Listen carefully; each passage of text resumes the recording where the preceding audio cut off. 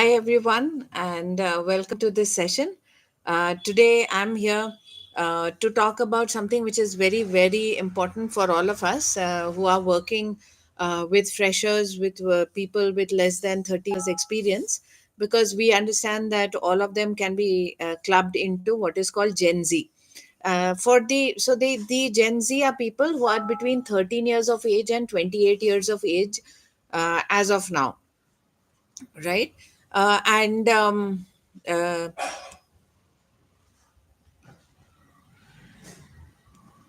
Just 1 minute. um, and This segment is not going to go away anywhere. So they are either in high school, and therefore, at least for the next decade, we are going to get Gen Zs who are going to be coming in as interns, as our freshers, and slowly they will move from being freshers into managers. So, I mean, their journey with the workplace has just begun. They were a smaller percentage of the crowd, but now they are going to be a bulk of the crowd. And it's become extremely important for us to figure out how to manage them well. Yes, it's more a concept of management because they are highly educated, right? So, this is also perhaps the first generation where education can be taken for granted. That also means that they have sort of been handheld across their life, either by a teacher or by their school or educational institution, and they haven't worked too much independently. So what are we really talking about? Let's talk about how to get such people, this generation, to work effectively, because what we really want is high productivity. Now what I did do is I prepared a small white paper so that we can have a discussion over here. And in case you like it and you want a copy of it, do drop me a comment. I will ensure that I send you a copy. The white paper over here that I've brought is something which will help us understand Gen Z from a research perspective to start with. What is it really that Gen Z cares for? Now, you will notice that I have used information which is garnered across Deloitte, McKinsey, and HBR, and tried to put it together, like whatever they have been saying, what it really means, what is the crux of it. So, the first thing that we have to understand is that for this generation, which takes education for granted, which is device driven, which has its own lingo, which is fairly uniform. So, a Gen Z has a digital persona which allows them to be part of that generation across the world. So you find them being fairly uniform in the lingo that they use, the things which they trend. So what really motivates them is, one, an understanding that their work has a purpose. Two, that there is flexibility, they can work at their own timing. And third is learning. So they've just gotten out of school and college and they continue to seek learning. They've understood, their teachers have explained that things are evolving and they have to learn and continue to learn. And this is also brought on by their excessive dependency on devices and apps keep changing, keep evolving, and these guys have to keep evolving with them. And then lastly, their own well-being. So there's a huge emphasis on their well-being, which they have, that they do put themselves first. So what are we really talking about? Four things: purpose, flexibility, learning, and well-being. These are the top motivators of this set of people who are in Gen Z. At this point, I will ask you, do you agree to this? As you see the young people around you between the ages of 13 to 28, do you see that this is something which comes out very much in their activities, the way they interact with us? Again, do comment. It's always great to have an interactive session. The the second thing that we need to understand is that what employers are reporting about Gen Z, like what are the hiring managers challenges, what are the managers challenges, what are the as employees, how they are. Because see, finally we are here to discuss how to increase productivity from this whole set of people who are going to be the entire set of freshers and junior people that we are going to hire in the next decade. So what exactly are we talking about? So the thing is that Gen Z hasn't left a good impression on the workplace. Common concerns that you find hiring managers, their managers talk about is this job switching tendency. So even personally, they are all into this situationship. If it meets this situation, it's fine, but we don't mind changing. Then there are some unmet expectations around compensation. So this much you must realize: Gen Z is very sensitive to money.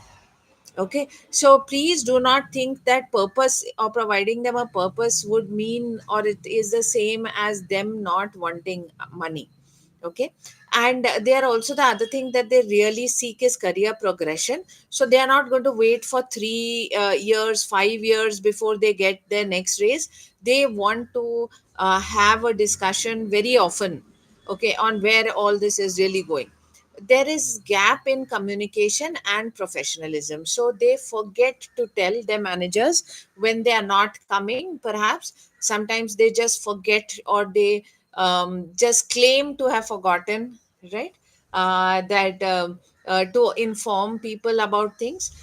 So please understand, maybe this is also a fallout of their me first attitude.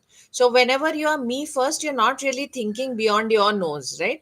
You look at your constraints, you're talking things as around what's your trouble, but maybe you're not really thinking about others. Okay, and this is of course makes them fairly unprofessional. It's very difficult to rely on them. Perhaps this is also a reason why AI is becoming more common, because it's just so much easier to work with maybe a rather inefficient AI than to work with a person who does not keep you updated or informed.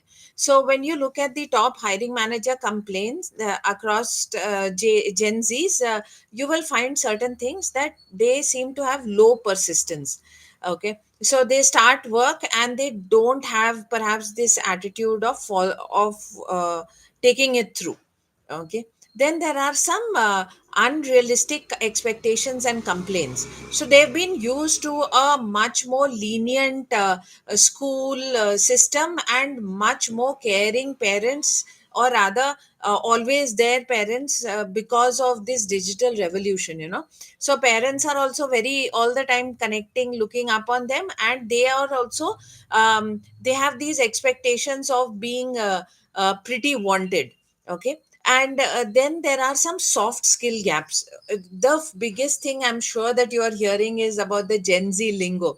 They've actually devised their own set of lingos, language words, and not only do they expect you to know them, they actually evolve much faster.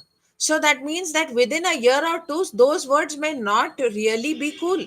So they are saying we are not going to follow the norms of communication and language, and but you better learn what I speak and the way I speak. Now, this is a big complaint. It's coming from all across. Okay, tech, non-tech jobs, anywhere you talk, it's so difficult to be able to understand. Gen Z. Now, it's not only the verbal language communication, it's that whole thing, that what does it really mean? They may say yes, they may be polite, but does that mean that they will do it? It may mean no. Yes, I hear you, but it doesn't mean yes, I hear you and I will do what you are saying. Okay, so there can be a very the interpretation of whatever is happening also is a bit different when you look at these Gen Z's. And perhaps this is the first time when managers have gone to the back foot because they just don't understand how to do it. Okay, now you might, at this point I would want to just tell you one thing. You might say that does it apply to every Gen Z person, and the answer of course is no. I have found that just because education has become so common, the fact that they are able to reach jobs so easily, at least they know of them so easily, perhaps has led them to be a bit short sighted. Perhaps has also not there is no filter. today. It's not that they can't afford to study and hence they're not studying. There are ways to for them to study, and they do study. Okay, so they are open to studying, learning, etc. But there is no there has to be a way for us to filter who are the people who are also ready to work. Okay, they are currently in the mind frame to work. Please do understand that this generation is going to have the longest life. Okay, so they are not in a hurry. They just assume they're going to live at least till 80 and 100 years. Yeah, so at 2025 they don't feel that urgency. Aligning the business expectations with Gen Z motivation therefore becomes hugely important. That you have Gen Z which is thinking in a different way. You have business expectations which are all around profitability, etc.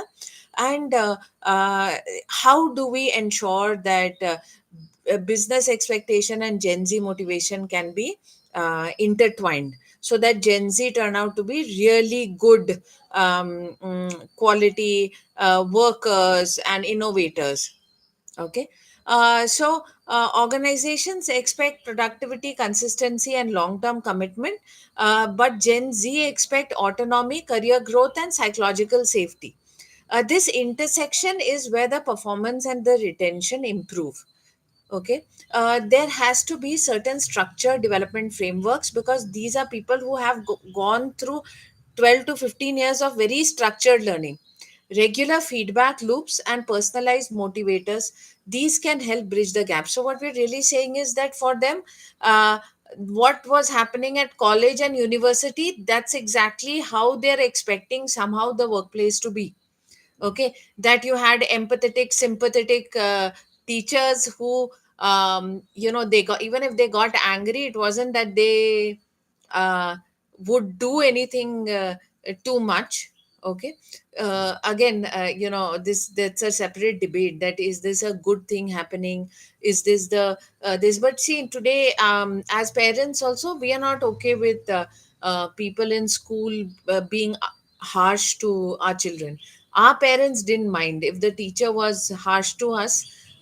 They would not support us against the teacher. But today the parents are also very particular about what type of behavior they expect from the teaching fraternity.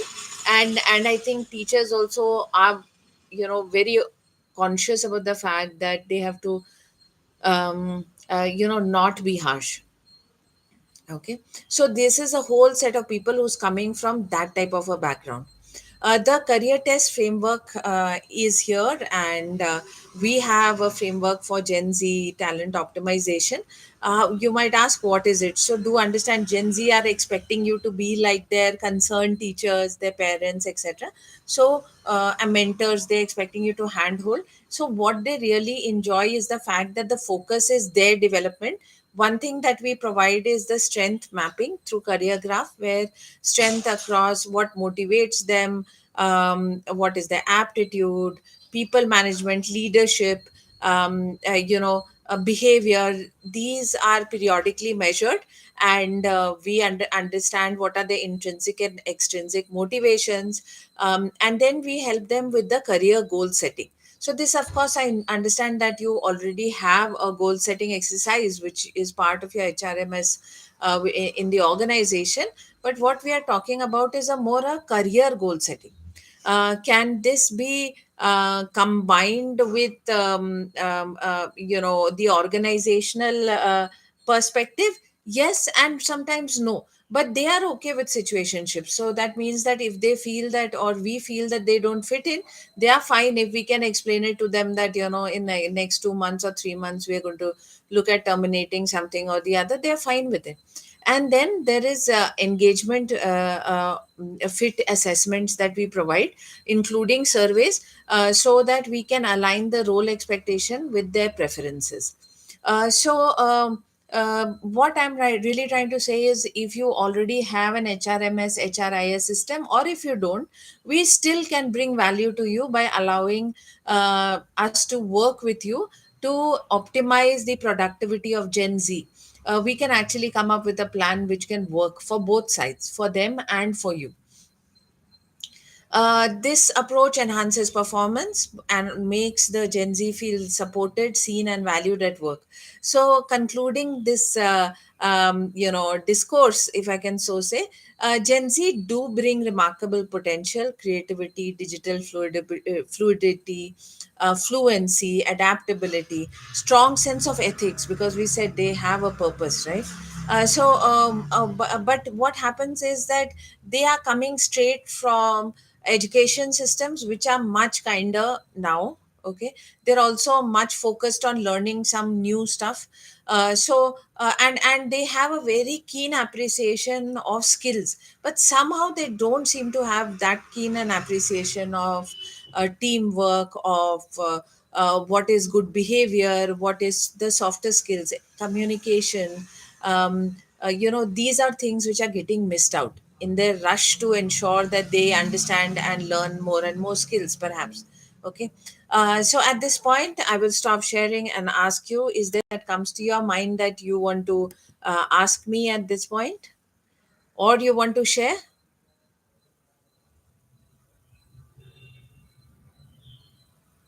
anything that you feel that you want to share with me? No. Okay. So, if I was to summarize whatever I've been saying, we have a generation out here which is, where nearly everyone is educated. Everyone does get some opportunities to be educated. Not everyone, they also have a pretty low income dependency concept, in the sense that if they have income, they need a good income. Otherwise, they seem to believe, and that they, I mean, and maybe this is one of the fallouts of India GDP rising, their parents having worked extremely hard. They seem to have much less income, um, uh, uh, you know concerns than the earlier generation. Okay. They are also not in a hurry. So maybe at a 25-30, we were in more of a hurry than what they are. They are just not in a hurry. And they are very keen, or they very used to coming from schools and colleges where you had teachers and the whole ecosystem which was trying to maximize their benefits, or their productivity. So they are absolutely used to that. Also, they have very cheap access to and all types of entertainment. Okay. However, there are some things which I'd like to share and show you in the Deloitte report, which you might enjoy.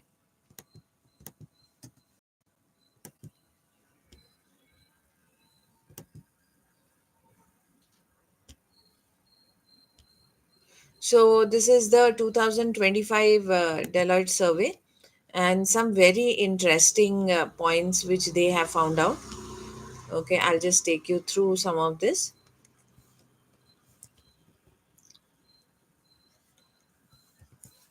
Okay, if you were to look at the time that the Gen Z spends in upskilling, okay, they actually are more likely to work before or after work, while millennials actually do a lot of their upskilling while they are working.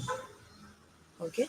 So again, this could just simply be that they coming right out of school and college, so they are used to this concept, but this is the truth. Okay. uh, Now, most useful tools for career growth. Okay.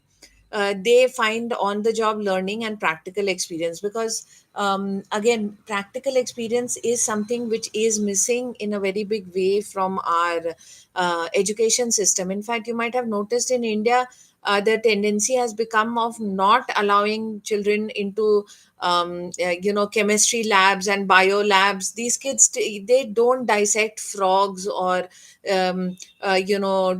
try to do experiment by putting acid into base, because the volume of students have of course increased, and then there is also the added security concerns. Earlier, if somebody got a bit burnt in a chemistry lab, etc., these weren't things that parents really came and fought with the school for. Then they want a lot of mentorship and guidance. You will notice that they actually want more mentorship and guidance than the earlier generation of millennials. And they are also very much open to feedback and performance reviews. They are fine with peer learning. So all of these are things that you will see that uh, you know um, Gen Z are wanting. Now, a lot of the Gen Z, you will notice, need some help when it comes to soft skill requirements, time management requirement, things which are important for them to perform in a job. They seem not to have those type of skills. The gap between what the respondents believe their managers should do versus what they actually do. So you can see that they feel that managers should closely oversee day-to-day tasks, provide guidance and support to team members. A lot of them feel there's a huge gap there. Okay. Provide guidance and so what is it? The dark blue is the Gen Z's belief. You can see it at the bottom. And the light blue color is the actual experience. So their belief is that the manager should provide a lot of guidance, and they see that that is not so much. Okay. They have to inspire and motivate the team. From their manager they're expecting all this. Okay, so I'm just telling you what are they expecting from manager. So they expect that they should inspire and motivate the team. That's the manager's job. Okay. They should set boundaries and ensure work life balance. And they have to teach and mentor the employee. So you can see that Gen Z has this amazing belief, and they are very keen that managers should get more involved in their life. Now you might say this is at a variance to what we thought, that they want more independence. They want more independence, but they want more guidance too. Okay, so that's the more important thing to understand. Okay. That What are the things that you can see that employers can support Gen Z? uh, they want dedicated in-house learning programs, financial compensation for external learning opportunities, one-to-one mentorship, provide access to learning platforms and subscriptions, and facilitate peer learning and knowledge sharing. So you will notice this part where peer learning and knowledge sharing is come in. That's a part where you can see that Gen Z actually needs it more than the millennials feel that it will benefit. Also, one to one mentorship opportunities, Gen Z feel that's something they need more. Okay, so these are two parts which I thought you might want to see there.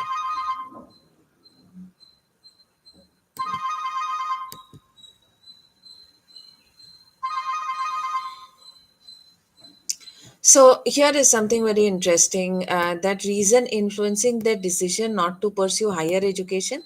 You can see that the percentage of people where this can be a reason has actually gone down. Okay, so this is not something that they have to do. And they also show a lot of independence in wanting to pursue entrepreneurship. Okay, much more. um, they are actually more concerned about the burden of student loans, because they have also understood that they don't want to be hedged in. They have to do a job because they have a student loan. Okay. They have a desire for flexibility. That's why they don't want to go to a formal learning center like a university where there's the course is time bound. Okay, so just gives you an understanding of what they think. Okay, they do not require higher education. So those type of training paths they want to pick up. Can you believe it? So this is the attitude difference that you should start understanding when you're looking at Gen Z. So they are happy to do courses under mentorship, but they may not be so desirous of wanting to go to a formal course. Okay.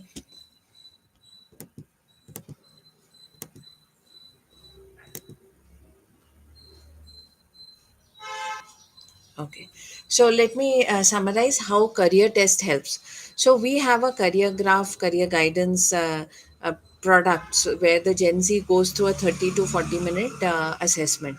It has two components to it. Of course, there are multiple choice questions, but what is also there is questions around what interests them, what motivates them, etc.